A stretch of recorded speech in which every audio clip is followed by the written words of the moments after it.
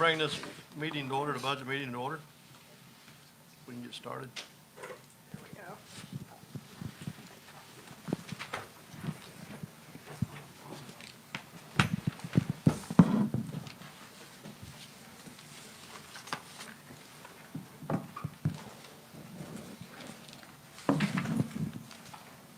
Ready? Yes, ma'am. Thank you all. Let me know if you can't hear me. Okay, Kim. We have another budget workshop today regarding our 2021 proposed budget. Oh, wrong computer.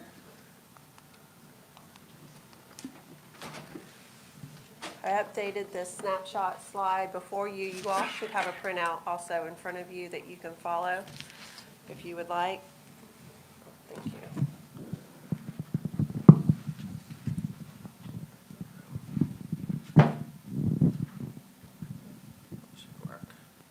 you. All right, our total budget for the year that we're in right now is $71.4 million. Our proposed budget for the general fund going into 2021 is $31.4 million. Our current millage rate today is 7.9312 mils, and it produces $17.4 million. Our June estimate from the property appraiser was 8.33% increase from the current year.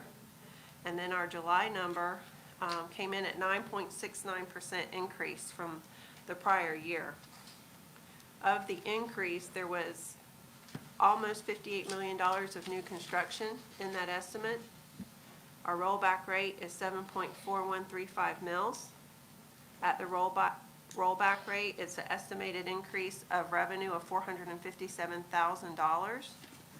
And after our last workshop, the discussion was to, and the motion was made to set trim at 7.75 mils.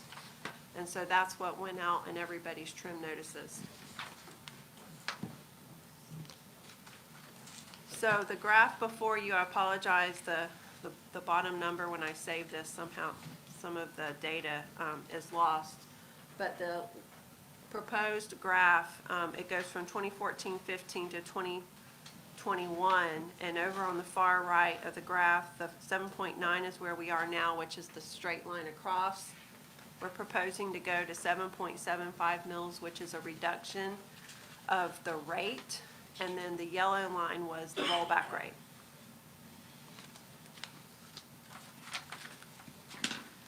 The next slide is the proposed 2021 budget. These are estimates I rounded. They're not exact numbers, but they're very, very close in terms of the general fund and what that might look like. It's important to note that the percentages of the total on the far right did not change from last or the year we're in right now, and I believe it was the same the year before.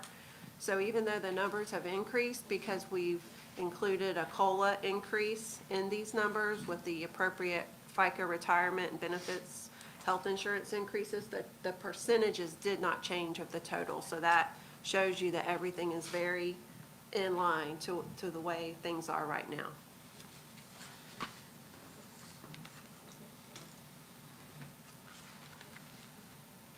Something that's a little different this year is our circumstances with our assessment and our assessment of the county. And so I want to talk about that a little bit and go into detail with some future slides, and then I go into some examples of what that might look like with different property values. So again, the proposed rate is the 7.75, and in the proposed budget we have included a 3% COLA for all employees. The shortfall was offset by this millage number that we started out at the last board meeting, or budget workshop. It was a little over $400,000, I think you all will remember. And in addition to that, we have reduced most of our operating budgets. It's on the board side by 5% if it was feasible. And some of that was able to be accomplished because the CARES money. So we couldn't replace, it's not filling that hole, but there was some ways that we could do that and push off some other things in future years. And so that was also a part of this equation. Is that going to be sustainable next year, Jennifer, if you don't have other funding? Or does So that- I looked at that, and I think it will be, and I'll talk about why I think that will Okay. be in a few minutes. Okay. And so, the ad valorem valuation increase was 9.69%. Of that, that was the total. When you drill down into what that looks like, there's personal property, the real estate, and railroads, I think are the three categories that they have. The personal property increased 17.17% over the prior year, and this was new personal property.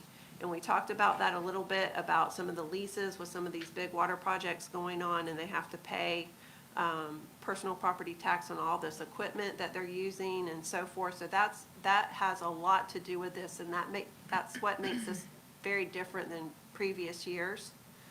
Of the real estate amount, 6.58% over prior year. When you break that number down and you look at what the new construction is, the new construction represents 57% of that. So if you quantify what that means, 3.78%, if you all are following me, of the 6.58% is new construction. So then if you take the difference, and when we get to the next slide, you'll understand why I'm doing this. 2.8% represents an increase on existing properties.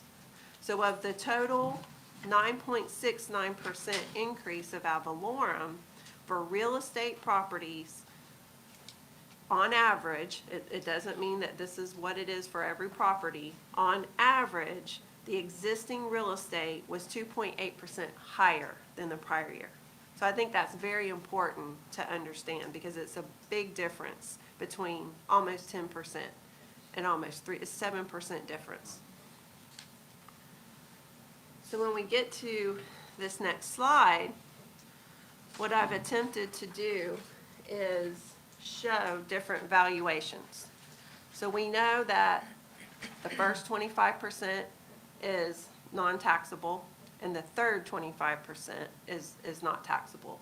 So we have different values. We have market value. So we start at 50, but let's just go to the second one or the third one, for example, at 150,000 market value, because I think that's more in line of the majority of where most of our folks are. To clarify, you said the first 25%, did you mean 25,000? 25,000. Okay. Yes, all right, sir. making sure.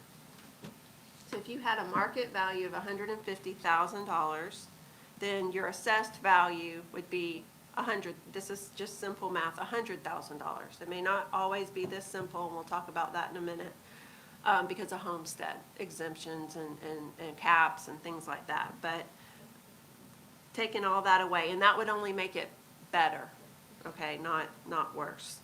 Then at the current rate, at 7.9312 mils, their current tax bill is $793.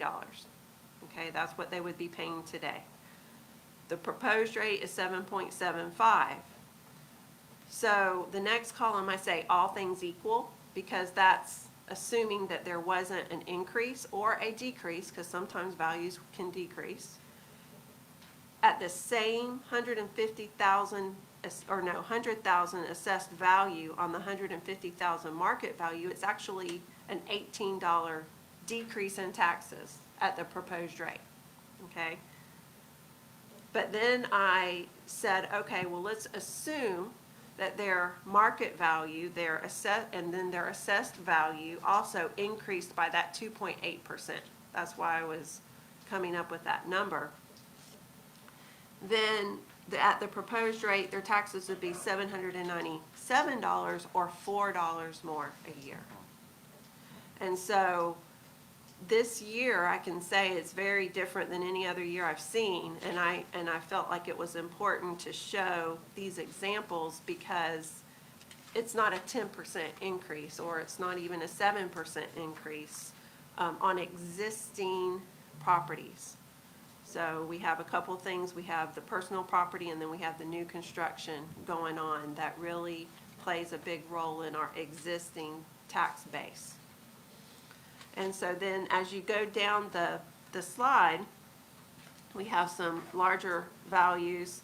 you know, 300, 350, 500, and then I just did 1 million, 2 million, and 5 million for the sake of just looking at some commercial properties. And so, for example, if someone had a $5 million piece of property, their assessed value, that may not actually be correct now that I'm thinking about that, 4,950,000, because that's on Homestead, I believe. But if they had an assessed value at $4,950,000, all things equal, they would have an $897 decrease in their bill, or assuming that it increased by 2.8%, they'd have a $177 increase in their bill. Do you all have any questions about that? So, does the commercial get the 25 or 50? That's why, that's as I was talking, I was questioning that in my mind. I don't think they do. I wouldn't think they I don't would. think they do. Yeah, that it's a homestead thing, so they do not. Okay. In the next slide, I talk about homestead, and I just said the previous examples are simple valuations. Homestead property is different because there's also caps per year that it can increase. So for example, a real life example that I pulled up of someone I know, I won't say who it is, their market value was around $350, but their assessed value was $265.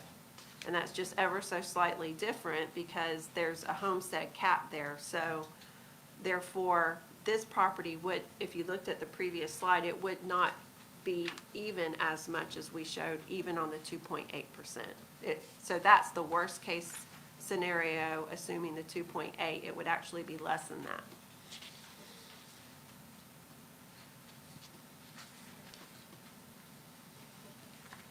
So this is pretty much the same slide as last time from the disaster relief fund, from the value perspective, that the fund balance will be projected to be $4,657,000. That includes a $795,000 debt from 304.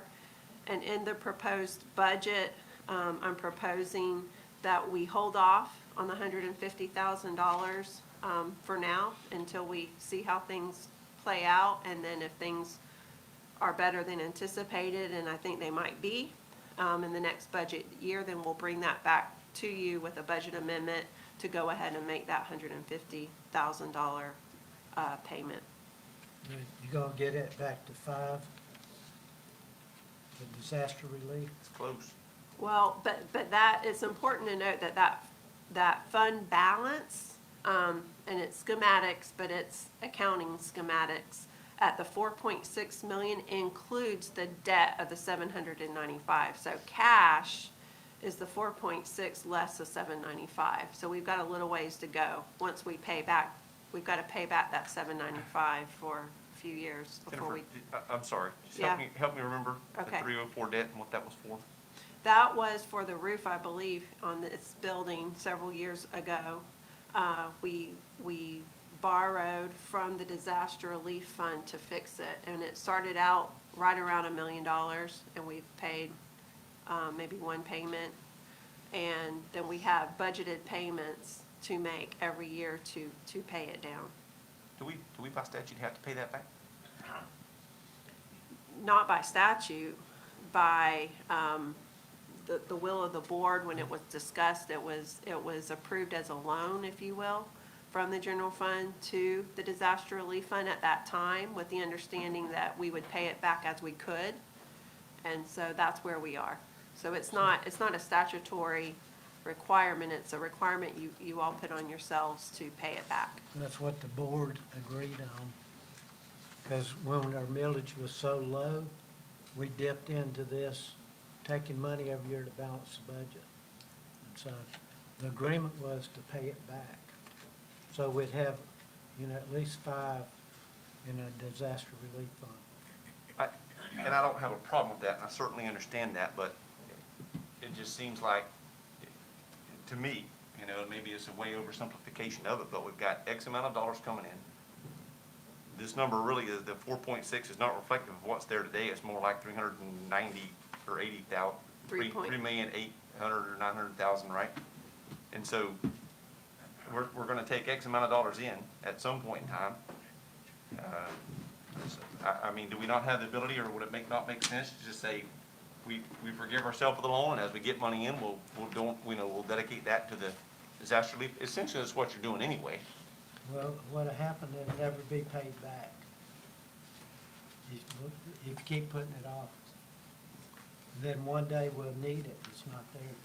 Well, I understand. I'm just saying, what's the difference in just continuing to schematically show that you owe yourself money, rather than just saying as you get money in, Well, that's where it's going anyway. I mean, if we have extra money, we know it's gotta go in disaster relief. yeah, but we need to make some kind of payment every year to get it paid, get it back up to where it should be. I don't disagree. It needs to be there. I totally agree with that. Okay.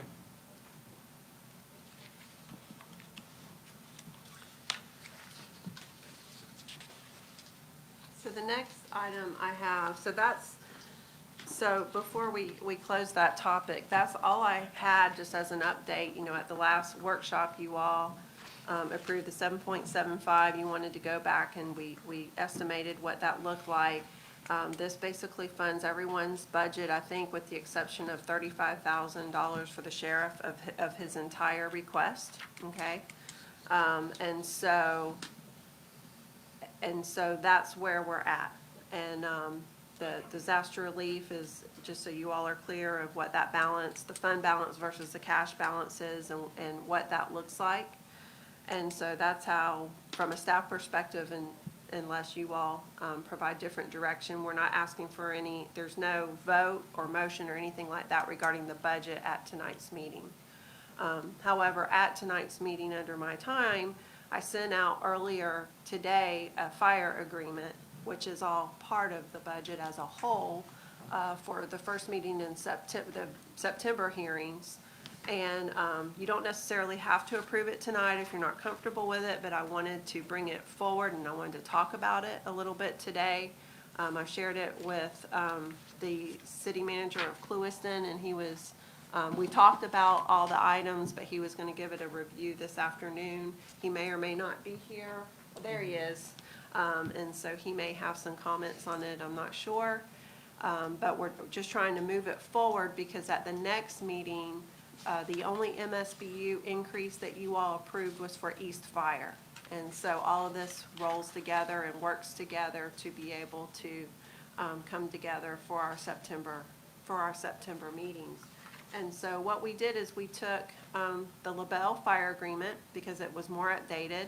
The last East Fire Agreement was last updated in 1974. And so Why'd you wait so long? this was a long time coming, and so it may not be perfect. There's still a few things that we're ironing out between the two cities to make sure that we're on the same page, because we'll also, once we get this formalized, we'll bring back at a future meeting a new agreement for the city of LaBelle. So they are, essentially, they will be the same agreement. And so we've talked to the city of LaBelle about that, and they know that that's coming as well. And the proposed agreement is drafted. You got a copy of it earlier. I think you also, we have copies for you, hard copies for you for the meeting. It was taken from the city of LaBelle. There's a cost share that'll be based on a 5-year rolling average of calls between city and county, and that will dictate the cost share, if you will. We've been working on those numbers and what that looks like. I think we might have it, or we might have one more tweak we have to make. I'm waiting to hear back from the city of LaBelle on how they calculate it to make sure that we are doing the exact same thing for both cities. But there's some additional language that was added in the agreement that talks about that the fire departments will not exceed the budget amount without prior county approval. And so right now, the way it works is, you know, we have a budget, but then if it goes over or under, at the end of the audit year, we either get a credit or we pay a check. And so that's part of the reason we're in, part of the situation we're in the East Fire budget, because we're not able to necessarily prepare for that, and it's coming almost a year later, or maybe 6 or 8 months later from audit, and it's just a fiscal issue. So we've tightened down the language in the agreement.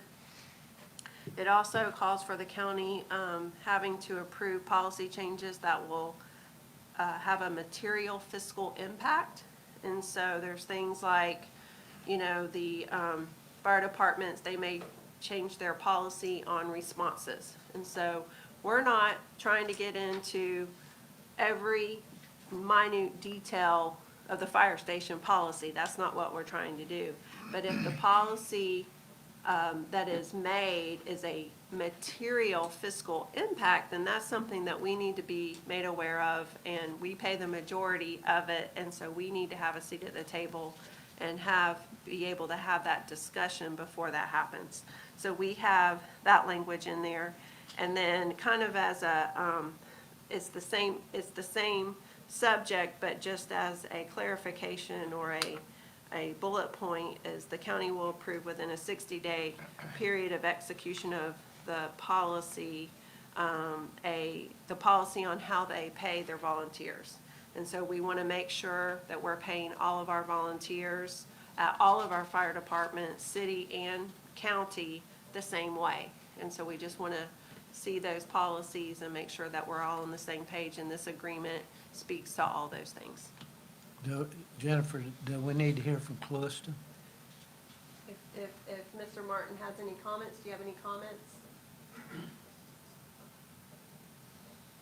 Just, the fire chief has been reviewing this afternoon and has a few comments, he said, but none that we think will be major heartburners for either party. So we'll be communicating with Jennifer and staff to get that done in the next few days and finalize it. Okay. I'll be glad to answer any questions. Thank you for asking for our opinion. And with that, the agreement doesn't speak to what I'm getting ready to speak to, but it goes without saying, because when you approve the budget, therefore, it will fund whatever is agreed to. So you all remember sometime back, we had a fire workshop, and you all heard from some of the volunteers, and some benefits were requested for some of the volunteers. And so what we've worked out is we went to our ancillary insurance company as well as the city of Clewiston. We have different, I think they use Aflac and we use American Fidelity. And so we priced what it would look like to supply our volunteer fire departments accident insurance and cancer insurance.